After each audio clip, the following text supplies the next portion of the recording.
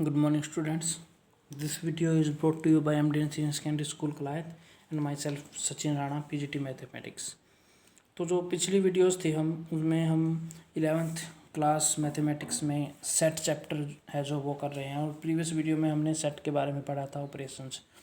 तो ये जो वीडियो है इसमें जो हमारा टॉपिक है वो है वेन डायग्राम।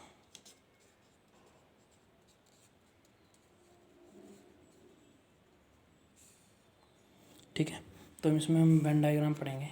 अब वेन डायग्राम क्या होता है, जो एक साइंटिस्ट था जॉन वैन,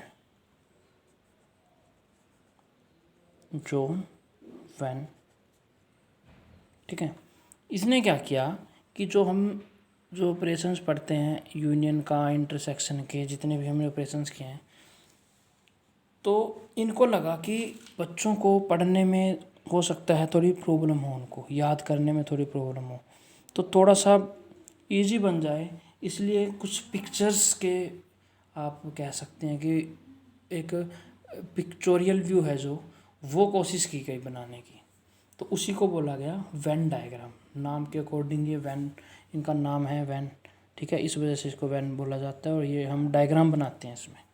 ठीक है, तो हम देखते हैं जो हमने ऑपरेशंस किए थे, जो ऑपरेशंस हैं सेट के,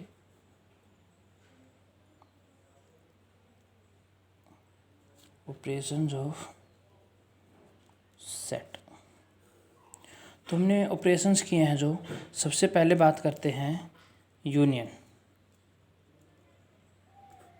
ऑपरेशन था।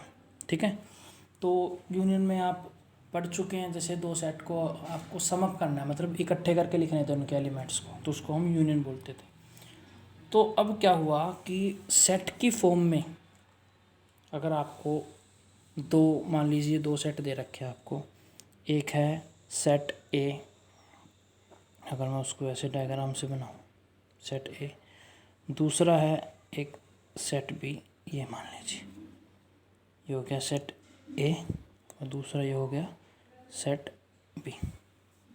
ठीक, तो अगर मैं बात करूँ इन दोनों सेट्स की, तो यूनियन में क्या होता है, अगर मैं आपको मान लीजिए ए सेट है वो है 1 2, ठीक, बी सेट है जो वो है 2 3 4, तो जो ए यूनियन बी होगा वो क्या होगा, उसमें इकट्ठा कर देते हैं हम 1 2 3 4, और इसमें ध्यान दीजिए ए भी आ गया, बी भी आ गया, और उनका जो कॉमन था वो भी आ गया। कॉमन हो या ना हो कोई फ़र्क नहीं पड़ेगा। ठीक है, तो अब रिप्रेजेंट कैसे करते हैं, आपको क्या करना है, जैसे दो सेट बनाइए ए और बी, तो ये जो कंप्लीट एरिया आएगा इनका, कंप्लीट आप कह सकते हैं, ठीक है, इसमें जो बीच वाला हिस्सा है वो भी कवर हो गया।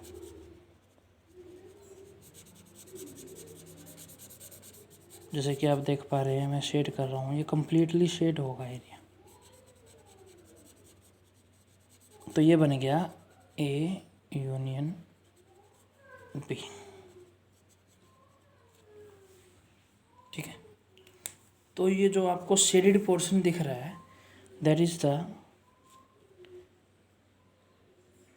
Shaded green portion represents A union B, क्योंकि इसमें ए भी है बी भी है, दोनों ही हो गए। ठीक है, तो हम रिप्रेजेंट करेंगे ऐसे कम्प्लीटली, तो ये हो जाएगा ए यूनियन बी।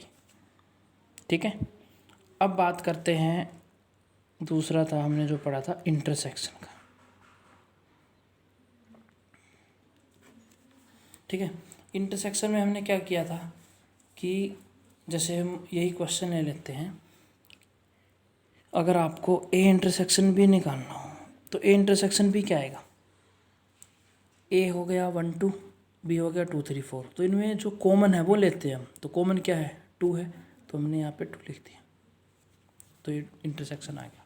अब इसी चीज़ को डायग्राम में हम कैसे रिप्रेजेंट करेंगे, मान लीजिए एक सेट है ये, और दूसरा सेट है ये, यह सेट ए और यह सेट बी। ठीक है। अब आपको कॉमन देखना है।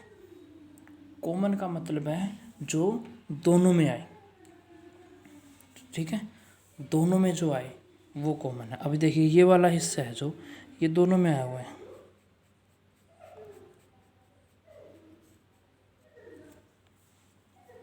ठीक है। तो इस हिस्से को हम, इस पोर्शन को बोलेंगे ए इंटरसेक्शन बी, क्योंकि ये दोनों में आ चुका है, ठीक है। आई होप आप समझ गए होंगे। यूनियन होता है कि आप जो भी दो सेट है वो उनका सारा एरिया ले लेंगे, क्योंकि आपको यूनियन में उन दोनों को कंसीडर करना है। दो हो या तीन हो सकता है तीन सेट भी आ जाएं, तो तीन में भी आप सेम बनाओगे। इंटरसेक्शन में ये भी दो सेट दे रखे हैं, उन दोनों का आप जो कॉमन एरिया है वो लेंगे, ठीक है। उसके बाद नेक्स्ट आता है, अगर हम बात करें सब्ट्रैक्शन की,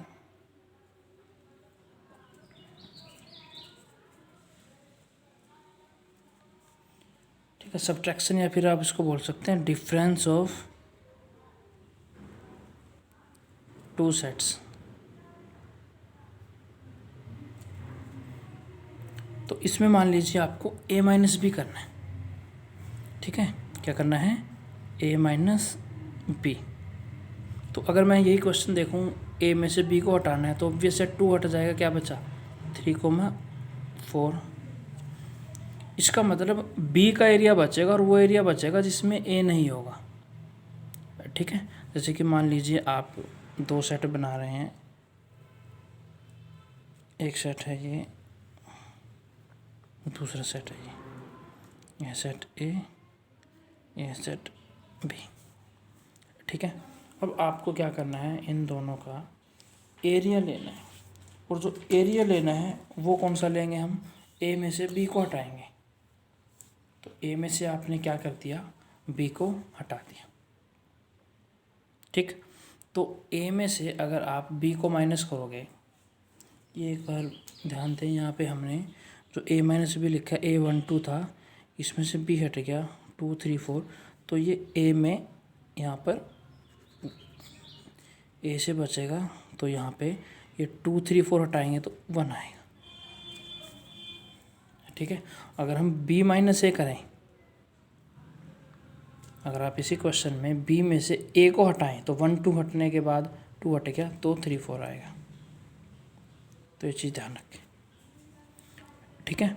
इसमें हम दोनों को बताएंगे, ये ए सेट है, ये है बी, यह है सेट ए, यह है सेट बी। अब ज़रा देखिए, पहले हम बात कर लेते हैं ए माइनस बी की।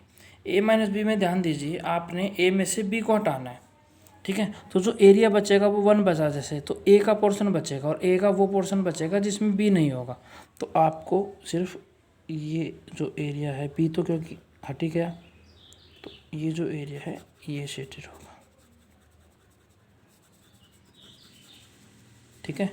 तो जो आप ये एरिया देख रहे हैं जो मैं शेड कर रहा हूँ, that area will be called the A minus B, ये रहा,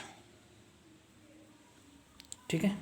तो इसे हम बोलेंगे जो शेडेड एरिया है, that is A minus B, ठीक।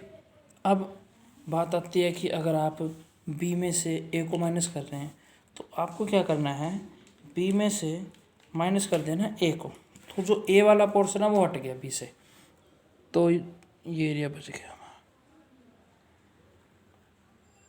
That portion. क्योंकि आपने b में से a को माइनस किया है, तो जो b में जो आंसर आया था वो ऑब्वियस है 3 4 है, ये b में से ही तो है, तो इसमें से जो a में था वो चला गया, ठीक है। ये जो प्रीवियस वीडियोस थी उसमें हम कर चुके हैं ऑपरेशंस। किसी बच्चे को अगर प्रॉब्लम हो तो वो वीडियो देख लें, थोड़ा और क्लियर हो जाएगा आपको। तो ये हो चुका है हमारा, that is called the B minus A, ठीक है। तो ये यूनियन हो गया, इंटरसेक्शन हो गया, सब्ट्रैक्शन हो गया, ठीक। अब बात करते हैं कि कॉम्प्लीमेंट, ठीक। तो जो कॉम्प्लीमेंट है फोर्थ है कॉम्प्लीमेंट। तो कॉम्प्लीमेंट में एक चीज़ ध्यान दीजिए, जो हम रिप्रेजेंट करते हैं, जो ये बॉक्स होता है, ठीक है, इसको आप यूनिवर्सल सेट से रिप्रेजेंट करते हैं, ठीक है। और जो ये बाकी हमने सेट लिखे हैं, इनको आप सर्कल से रिप्रेजेंट करेंगे, ठीक। तो अब मान लीजिए आपने एक सेट ले लिया, ये सेट ए है, ठीक है। अब आपको रिप्रेजेंट करना है ए कॉम्प्लीमेंट। तो ए कॉम्प्लीमेंट की अगर मैं बात करूँ तो वो क्या होगा, यू माइनस ए, ठीक। तो आपको क्या करना है, यू में से माइनस करना है, किसको, ए को। तो जब आप यू में से माइनस करेंगे ए को, तो आपको यू में से, जैसे हमने सब्ट्रैक्शन में किया था, ए को हटा देंगे। तो अगर ए को हटाओगे तो कौन सा एरिया बचा, आपका एरिया बच गया ए के बाहर का, ये वाला एरिया।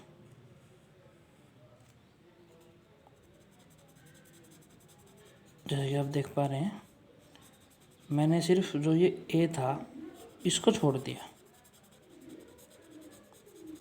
ठीक है, इसको मैं छोड़ चुका हूँ, और जो बाकी एरिया था वो मैंने कंसीडर कर लिया, वो बन गया ए का कॉम्प्लीमेंट, ठीक है। ये जो कॉम्प्लीमेंट है, ये सब्ट्रैक्शन का ही एक एक्सटेंशन है। बस इसमें क्या होता है कि जैसे हम सब्ट्रैक्ट करते हैं, ए और बी दो कोई सेट लेते हैं, कॉम्प्लीमेंट में आप जो सेट मतलब माइनस करते हैं जिस सेट में से, वो आपका यूनिवर्सल सेट होता है, बस ये डिफरेंस होता है, ठीक है। तो ये देखिए, हमने जो ये शेडेड किया है portion, that is called the A complement. तो इसको लिख दीजिए, जो शेडेड पोर्शन है ए कॉम्प्लीमेंट हो गया, ठीक है। आई होप आपको समझ में आ गया होगा। तो अब हमारे इंटरसेक्शन, यूनियन, सब्ट्रैक्शन, कॉम्प्लीमेंट ये सारे हो चुके हैं, ठीक है। अब एक चीज़ हम आपको बता देते हैं कि जैसे हमने जो इंटरसेक्शन किया था,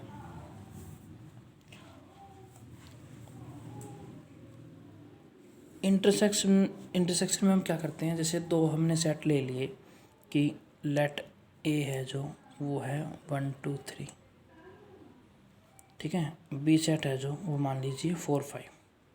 तो एक चीज़ ध्यान दीजिए, हमने अगर ए इंटरसेक्शन बी कर दें तो वो 5 आएगा, क्या आया, इंटरसेक्शन बी 5 आया, ठीक है। तो ध्यान दीजिए, अगर ए इंटरसेक्शन बी क्या आ जाए, 5 आ जाए, तो जो ये सेट होंगे ए और बी, इन्हें बोलते हैं हम डिसजॉइंट सेट। तो A and B set to be disjoint sets, इनको हम क्या बोलेंगे, डिसजॉइंट बोलेंगे, अगर जो ये ए इंटरसेक्शन बी क्या आ जाए, 5 आ जाए, ठीक है। और अगर A intersection B not equal to 5 आए, अगर वो 5 के इक्वल ना आए, ठीक है, तो हम बोलेंगे ए एंड बी, आप लिख सकते हैं सेट टू बी